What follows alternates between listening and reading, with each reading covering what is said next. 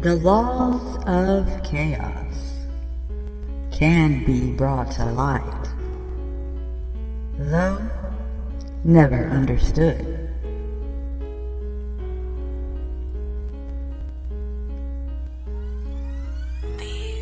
Chaotic laws are hardly meaningful,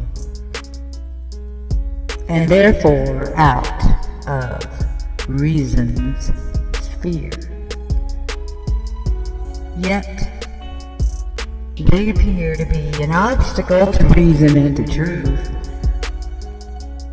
Let us, then, look upon them calmly, that we may look beyond understanding what they are, not what they would maintain.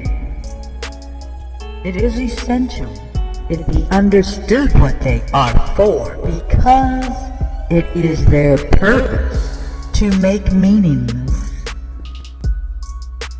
and to attack the truth.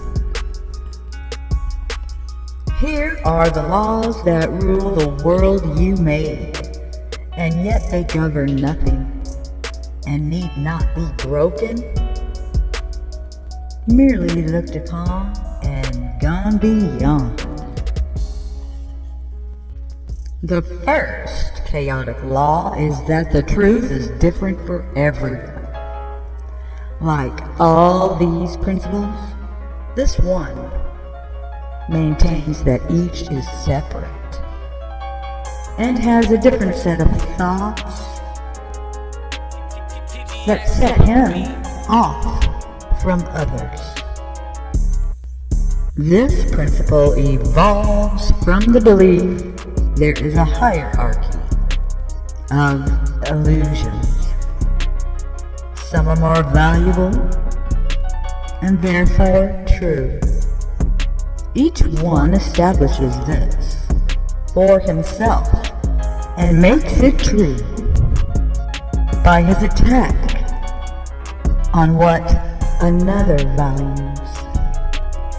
And this is justified because the values differ, and those who hold them seem to be unlike, and therefore enemies.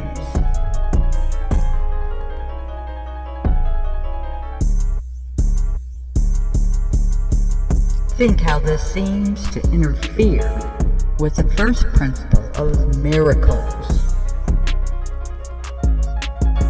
For this establishes degrees of truth among illusions, making it seem that some of them are harder to overcome than others. If it were realized that they are all the same and equally untrue, it would be easy then to understand that miracles apply to all of them. Errors of any kind can be corrected because they are untrue. When brought to truth instead of to each other, they merely disappear. No part of nothing can be more resistant to the truth than can another. The second law of chaos, dear indeed to every worshipper of sin, is that each one must sin, and therefore deserves attack and death. This principle, closely related to the first, is the demand that errors call for punishment and not correction. For the destruction of the one who makes the error places him beyond correction and beyond forgiveness and enemies, and their relationship is one of opposition, just as the separate aspects of the sun meet only to conflict, but not to join. One becomes weak, the other strong by his defeat. And fear of God and of each other now appears as sensible.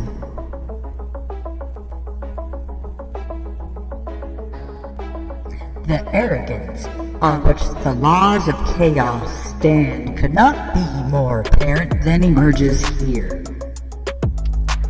Here is a principle that would define what the creator of reality must be, what he must think and what he must believe, and how he must respond believing it.